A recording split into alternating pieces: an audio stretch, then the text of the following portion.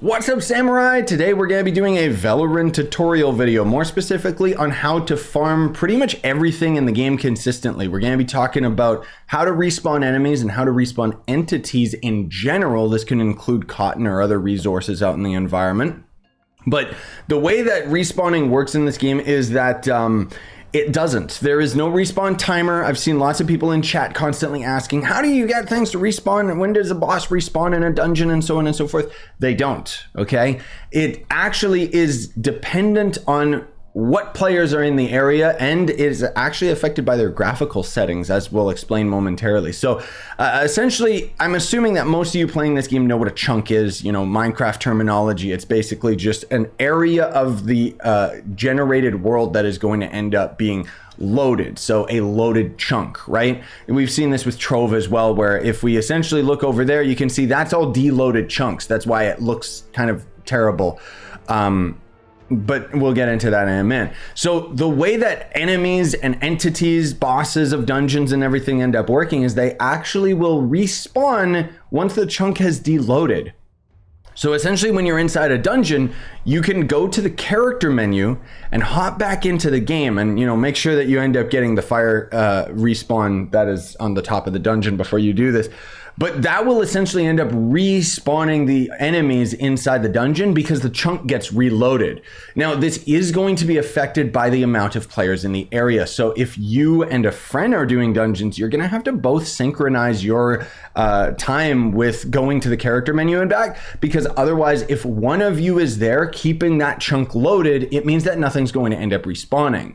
This will also end up applying to, you know, just normal enemies and stuff. So, you know, let's just say that there's a whole bunch of enemies over here. Well, essentially what I can end up doing to get them to respawn rather than going to the character menu and back is I can go into my graphical settings. And if I turn my view distance to 5, my entity distance to 5, and my LOD distance to 35 or under, I always just go to like 20 or lower just to be safe, right?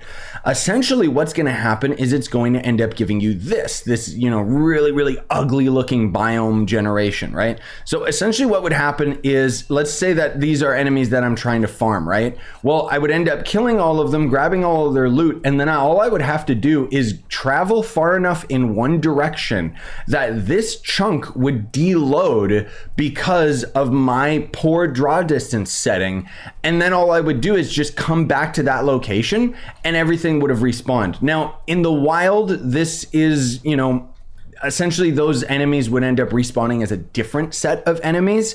There are some locations that you can end up finding out in the world where a specific enemy type will respawn there over and over and over again. But it gets a little bit tricky because if you have more than one person with you, you essentially are going to have everyone in your group change their graphical settings to the exact same value, not the exact same value. They can be at 5 view distance or lower, but I'm just saying that they have to have it at the minimum value or lower, and then they have to go all the way out to the draw distance limit with you in order to have everything respawn. I cannot stress enough that so long as somebody is in the area, they're actually keeping that chunk loaded. And on top of that, if you have one of your buddies that's in the group and they have their graphical settings maxed out, well, now you're out of luck because this chunk is still loaded because my graphic settings are pumped up.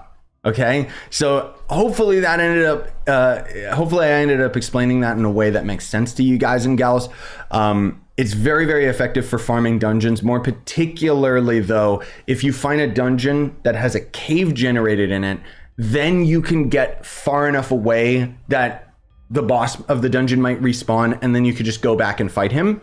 But in the actual dungeon, the vertical limit is actually going to keep that chunk loaded. So you can't just go all the way to the top of the dungeon, go all the way back into the dungeon, and then expect the boss to respawn. That's why the most obvious method that a lot of people do, including myself, is you go to the character menu and back, because then that despawns the entire area, because it's actually a distance thing, not a horizontal, or it's a horizontal distance thing, not a vertical distance thing. But anyways, that's gonna do it for me. Hopefully you found this video helpful, and if you did, smash like, stuff for more, buy the merch you want, support the channel, and have a wonderful day. Sign on, stay epic, everybody.